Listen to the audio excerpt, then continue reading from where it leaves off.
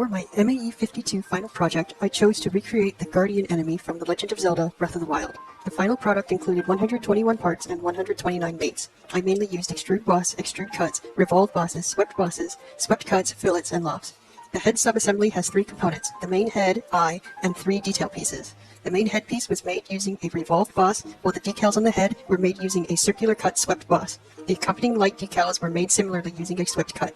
The middle and bottom pieces were constructed similarly using revolved bosses and swept bosses for the cuts and detailing. The bottom piece had the addition of 6 holes for the legs, made using an offset extrude cut in a circular pattern. The leg subassembly has 3 components, 14 leg pieces with a claw splitter and 4 claw pieces on the end. The leg pieces were made using an extrude boss with swept boss decals, while the claws were made with a flexed loft to achieve a curved effect and mated to the claw splitter as a hinge. Each leg piece was mated using a ball and socket joint to create a similar movement to a mechanical leg.